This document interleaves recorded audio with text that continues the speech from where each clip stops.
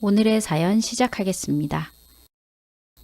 남자는 어릴 때보다 40대, 50대 중년이 제일 멋있다고 한다. 사회적으로도 어느 정도 위치에 올라 있고 경제적으로도 넉넉하고 안정적이고 인생사를 살아본 노련미까지. 노련미가 비단 인생사뿐이랴. 남녀 사이에 있어서도 척 보면 척이다. 우리 며느리도 이런 중년 남자의 멋을 아는 것인지 나에게 먼저 웃으며 다가왔다. 내가 넘어가지 않으려고 끝까지 마음을 다잡아 보려 했지만 그 눈웃음에 그만 승복하고 말았다. 그런데 나중에 알았다. 중년 남자의 멋이고 나발이고 며느리 앞에서는 무용지물이라는 것을. 그 웃음이 재밌는 장난감을 발견하고 좋아했던 웃음이라는 것을 나는 너무 늦게 알고 말았다. 아들 내외는 아직 대학교 졸업을 앞두고 있는 어린 부부이다. 며느리 없으면 죽는다고 군대도 안 가고 탈영할 거라며 드러눕는 아들이 영 못마땅했지만 며느리감을 만나보니 아들 녀석이 왜 이리 목숨을 거는지 알 듯했다. 남자라면 누구나 좋아할 만한 여인이었다. 생긴 건 청순하고 참한데 하는 짓을 보면 여우 저리 가라이다. 많이 놀아본 선수처럼 보였는데 대단한 내공이 느껴졌다. 우리 아들 같은 쑥맥을 요리하는 건 일도 아니었으리라.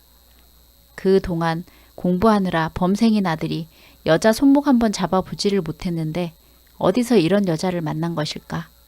아들이 정신 못 차리고 휘둘릴만 했다. 당연히 와이프는 며느리감으로는 마음에 들어하지 않아 했다. 어디서 데려와뒀고. 그 뒷말은 내뱉진 않았지만 심한 말이었을 거다. 여자의 적은 여자라고 와이프는 사사건건 트집을 잡았지만 며느리는 다소 고옷이 눈을 내리깔고는 네 어머님 하며 고분고분하게 비위를 맞췄다. 여간 내기가 아니었다. 나는 두 여자의 기싸움에 감히 끼어들지도 못하고 멀찌감치서 괜히 근엄한 척하며 구경만 했다. 와이프는 이렇게 무작정 반대만 하다간 귀한 아들만 잃을 게 뻔하다는 게 느껴지자 작전을 바꿨다.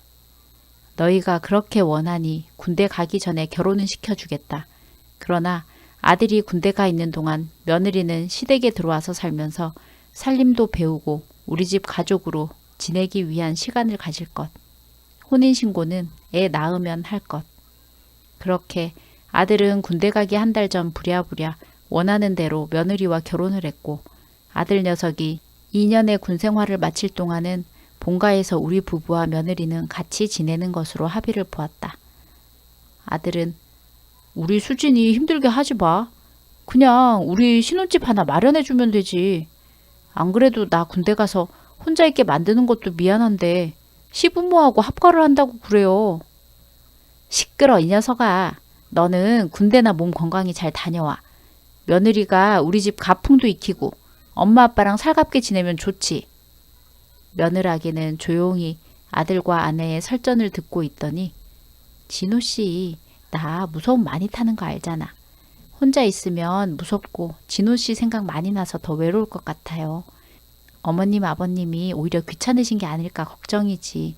내 걱정은 마요. 당신 군대에서 나오면 그때 우리 신혼집에 들어갈 건데 뭐. 나 잘 지내고 있을 테니까 너무 걱정 말아요. 어쩜 이렇게 말도 이쁘게 하냐며 감격한 얼굴로 아들은 연신 며느리에게 고맙다고 군대 제대하고 오면 당신 원하는 건 내가 다 해줄 거라며 공수표를 남발했다. 아직 박사학위까지 받아야 하는 공부 과정이 남았는데 집에서 경제적으로도 부모인 우리에게 손 벌리고 살아야 하고 공부하느라 시간도 쫓길 텐데 평소 이성적이던 아들이 며느리에게 빠져도 단단히 빠졌나 보다. 그런데 그렇게 순순히 남편도 없는 시댁에 들어온다고 한 데는 다 이유가 있었나 보다. 바로 시아버지인 나를 곤란하게 하며 즐기는 것이다. 내가 좀 고지식한 면이 있어 아내는 일평생 재미없다는 소리를 달고 살았는데 며느리는 시아버지인 나도 쉽게 요리하고 가지고 놀았다. 이럴 줄 알았으면 아무리 아내가 원한다고 해도 따로 살림을 마련해서 내보내는 건데 후회가 막심이다. 내가 이런 지경일 줄 알았겠는가. 며느리와의 생활은 오히려 내가 불편했다. 남이 우리 집에 계속 살고 있으니 이거 원. 안 그래도 불편한데 더 곤란한 일이 생겼다. 며느리가 여름방학이 시작되면서 근 3달을 나와 둘이서만 집에 같이 있게 된 것이다. 나는 대기업을 은퇴하고 평소에 친분이 있던 하청업체에 3달 후부터 이사로 출근하기로 하고 여유 있게 나에게 주어진 특별 휴가 기간을 즐기고 있는 중이었다. 근 30년을 쉬지 않고 일했으니 무더운 여름은 리프레시 휴가를 가진 뒤 좀 서늘해지고 난 뒤에 출근을 하기로 해둔 터이다. 그런데 며느리도 여름방학이라며 집에서 나가지 않고 온종일 내 뒤를 졸졸 따라다니며 제잘제잘 얘기를 늘어놓는다. 아버님, 날이 많이 덥죠? 오늘 같은 날씨에는 외출도 삼가해야 한대요. 덥긴 덥네. 에어컨 틀까? 에이, 그냥 선풍기 틀고 가만히 있으면 참을만 한데요, 뭐. 사실은 일전에 혼자 있을 때 에어컨 틀었다가 어머님한테 아낄 줄 모른다고 1시간 동안 혼났거든요. 너도 그랬어? 나한테도 혼내가지고 어찌나 치사하던지. 아니, 그게 아니고. 하여튼 나랑 둘이 있으니까 괜찮겠지. 에이, 아니에요. 괜찮아요. 이럴 땐 등목이 최곤데. 제가 시골에 살았었잖아요. 마당에 있는 펌프로 찬물 퍼올려서 등목을 하면 그렇게 시원할 수가 없었는데. 아버님은 등목 해보신 적 있으세요? 제가 해드릴까요? 아니다. 샤워기가 있는데 구태여 등목을 할 필요가? 호호, 아버님 저 피하세요? 아니, 내가 왜 며느라기를 피해? 아니다. 괜히 뜨끔해서 아니라고 큰 소리를 쳤지만 피하고 싶긴 하다. 아버님, 저도 농담한 건데 이렇게까지 싫어하실 줄은 몰랐네요.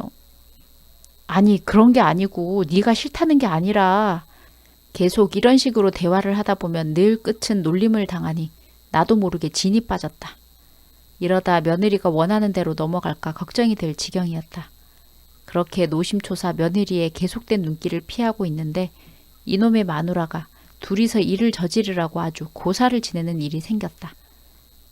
여보, 나 개원들끼리 제주도 여행 다녀온다고 했잖아요.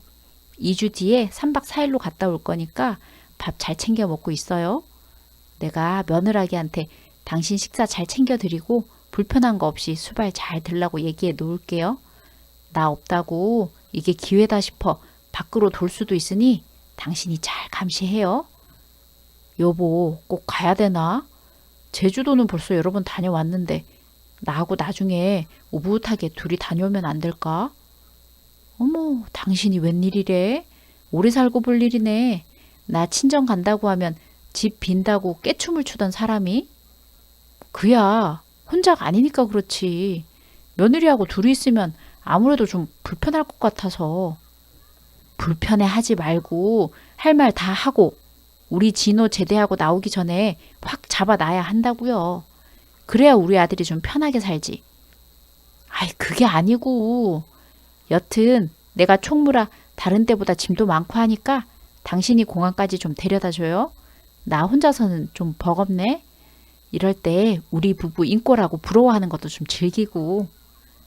마누라는 내 말은 듣지도 않고 자기 할 말만 하고는 쏙 빠진다. 더 이상 얘기해도 소용없다는 걸 알고는 입을 다물었다. 내가 무슨 말을 하겠는가. 며느리 고곳이 나를 핫바지로 보고 지 맘대로 하려고 한다고? 내가 며느리를 피해 다니는데 오히려 집에서 가출하고 싶은 지경이라고? 이젠 어쩔 수 없다. 내가 요령껏 알아서 피하는 수밖에. 와이프를 공항에 데려다주고 집으로 들어왔다. 3박 4일 동안 나도 낚시나 다녀올까 생각하며 집에 낚시 장비하고 옷가지를 챙기러 온 것인데. 다녀오셨어요, 아버님? 그래. 잘 쉬고 있었어? 네, 아버님 오기만 눈 빠지게 기다리고 있었어요. 저 이거 보세요. 며느리가 손에 봉대를 감고 있다. 아침만 해도 멀쩡하던 손에 왜 봉대를 감고 있는지. 아버님들이 아침 준비하다가 칼로. 영락없이 도망도 못 가고 내가 며느리 시중을 들게 생겼다. 왠지 당했다는 느낌이 들었다. 역시 만만치 않은 상대다. 와이프가 같이 있을 때는 조용조용하게 있는 듯 없는 듯 지내더니 가자마자 이렇게 본색을 드러내나 싶었다.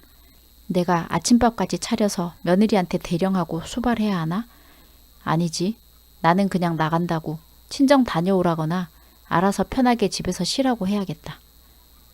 며느라가 그동안 시부모님 모시느라 힘들었을 텐데 나도 며칠 낚시 다녀올 테니 어머님 없을 때 편히 쉬어라.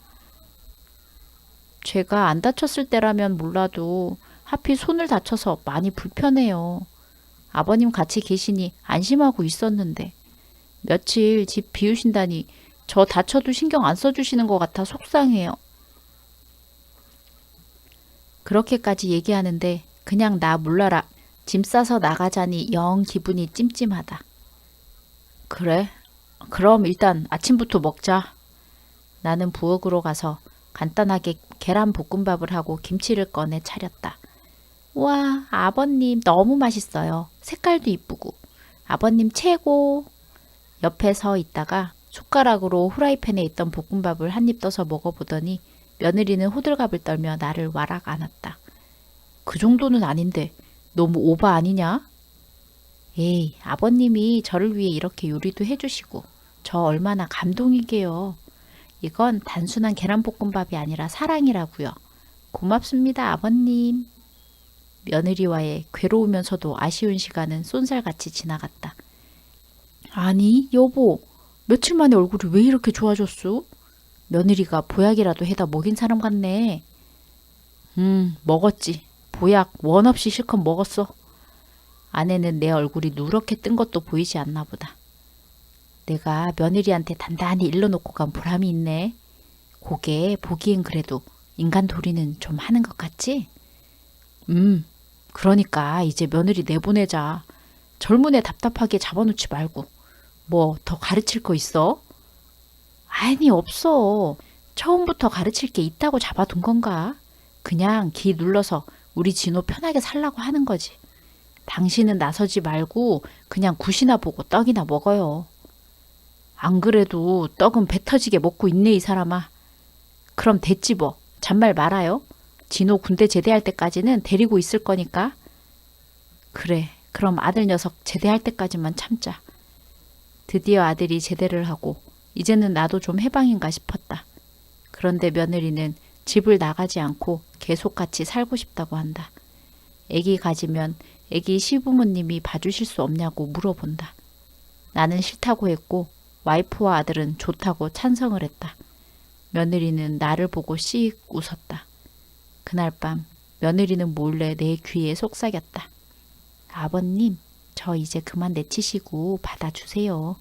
제가 지금처럼 즐겁게 해드릴게요.